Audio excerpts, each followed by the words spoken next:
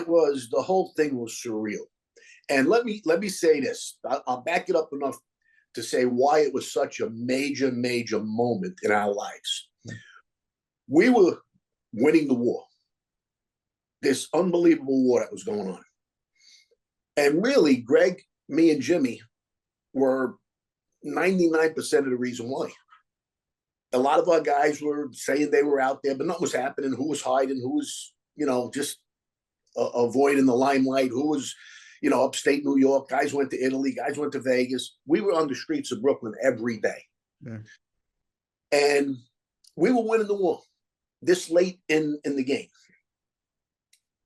And Greg that night, because his son had a beef with a rival drug dealer, something I never got involved in, so I shouldn't have even been there, but I was loyal to Greg. He asked me to come over. I went there, and he says, go talk to this kid. Go see this guy, Mike. His nickname was Mikey Flat Top. I later was away with him for a while. And we walk out of the house. I'm with his son, my godson. As soon as we get in the car, the kid pulls out a gun.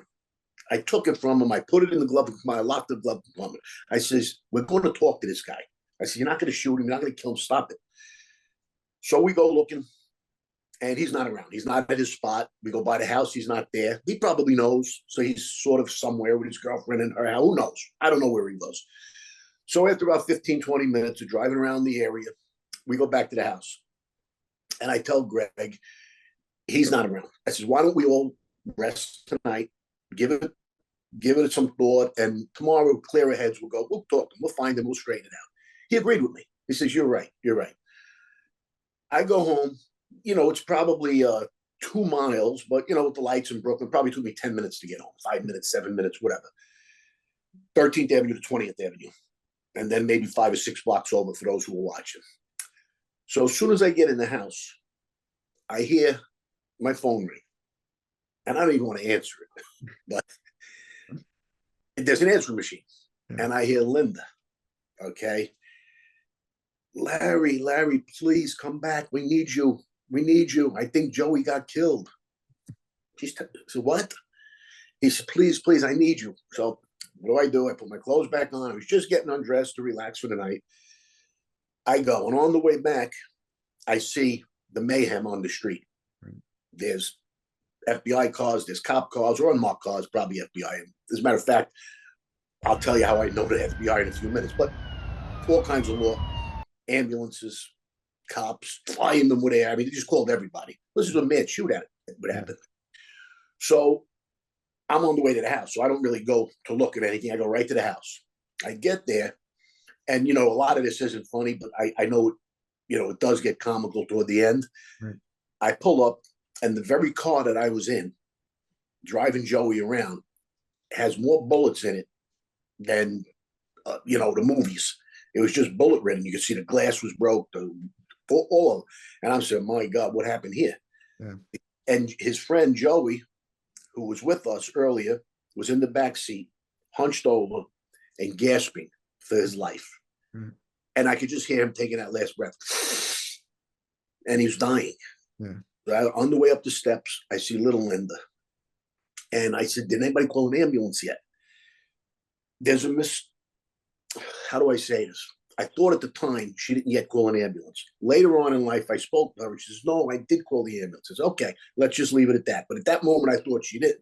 Right. But this is the part that was it shows you. And this isn't, again, this isn't necessarily meaning to degrade her in any way. Right. She was brought up a certain way, like we all were under him. She knew to take the gun, bring it down the street, and put it in some garbage pail or sewer somewhere. Right. I mean, that's what we're trained to do. Yeah. Forget everything else, hide from the law, hide the gun, Yeah. So she did what she was trained to do. But it frustrated me because I thought there was no ambulance coming yet. Now I go in the house. Greg is sitting at the table with a scotch, a towel on his eye. It's turning red. It was a white towel turning red. That's how he's bleeding. Mm. And he's on the phone with the probation department So he couldn't leave, go 50 feet from the house. And he said, no, I never left. He's just like nothing happened. Now, Linda, big Linda, starts crying to me, Joey, I think he got shot. He's not here. Where is he? And Greg's getting mad at her. He didn't get shot. Don't worry. But he didn't know. Of course, he whispers to me, go take a look, Le. Go take a look. So now I go back just 2 blocks away. I park down the street. I walk there. As I'm walking there, I recognize some of the FBI agents that had been to his house a few times when things were getting going, you know, and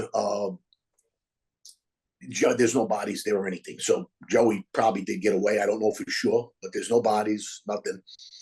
I go back. I tell her that. There's nobody got hurt. He, you know, later on I found out he ran through a driveway and some younger kids hid him in a garbage pail. And then when everything died out, I guess he came back home.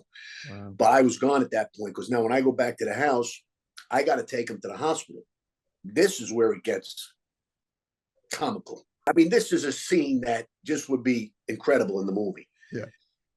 Lawyer Larry knows there's 3 hospitals right in the area. One of them is probably the best gunshot trauma unit right on Kings Highway. But he insists I take him to Mount Sinai in Manhattan, the far west side of Manhattan, or no, east side, way down the FDR Drive, if you're familiar with Mount Sinai. So this is a far trip for me. He's in my car. He's in the passenger seat. He's laying back. He's bleeding profusely. And he won't let me take him to a local. He wants to go there because they're the ones that saved him when he had his botched up operation. So he trusted them. Okay. So I take him there. I got to go through toll booths that are manned by cops back then. Okay. I got to take him down, walk him in with a bullet hole in him. I mean, I'm putting myself, again, on the line for him. It's a pinch, without a doubt. They didn't want to know what the hell happened here. So as I walk him in, they come out, they see him. The nurse sees, oh, what happened? She sees all the blood. I says, he fell in the eye. I think a pipe hit him in the eye. What am I going to say? So she puts him on the gurney. She wheels him in the back, probably right into the emergency room or the operating room, whatever. And she leaves me papers to fill out as she goes in. So I'm waiting there. She comes back out. Now she's like Nurse Ratched. Okay. She looks at me and she says, you stay right here.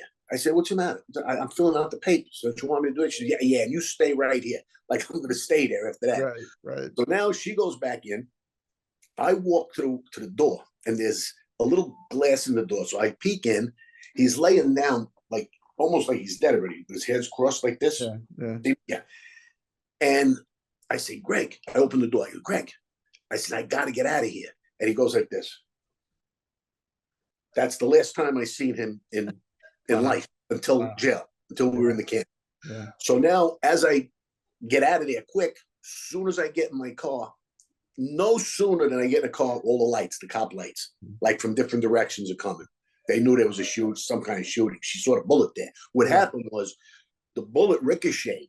It didn't go straight in his eye like that. He'd be dead. Yeah. It ricocheted and went in this way. Oh, wow. Okay. So it went in, took his eye out, but didn't penetrate the brain. So now I got to go back. I got to rally the troops, our guys, because this is what I was leading to in the beginning. How do I say it without, I'm going to say it. A low-level drug dealer almost won the war for Vic Arena. And he wasn't even in our family. He was a Lucchese guy. Right. Okay? So I had to go to some of the guys that were close to let them know that we got to rally here. We got to stick together. I'll reach out to the higher-ups and see what's what. I said, but I told them what happened. Everybody was nervous. Jimmy came immediately to meet me. We went to a few friends' houses. One of them came to the door with a gun in his hand. I was upset with that. Yeah. I was upset with that. I says, he knew it was me out there. But, you know, in hindsight, Greg could have been telling him the same thing, that somebody very close is going to be the ones to, you know, he told me that a lot. That's why he only wanted me and Jimmy around and nobody else. Because he was comfortable knowing we wouldn't be the ones to do that to him. And he was right. I would have never, ever thought about doing that. But there were some guys that would have. And I see it now and I understand. But so there was a lot of, you know, it was nervous comedy, know, you say, you know, me driving him through the streets, passing cops with him, you know, I was just craziness, you know, drinking the scotch, telling him he's not there. How do you, the first thing you do after getting your eye shot out is pour yourself a doers? Right. I mean, I needed one at the end of this night. I might have took one. I might have had, you know, that's, well, yeah. Listen, there was a lot of things that if, you know, Terry Winter wrote the script, and in the script, right off the bat, he's got some humor. Us hanging around the club and guys doing some funny things, telling jokes, and it's real funny, but there's also some violence that, you know, some things Greg did. Greg, he didn't fear anybody.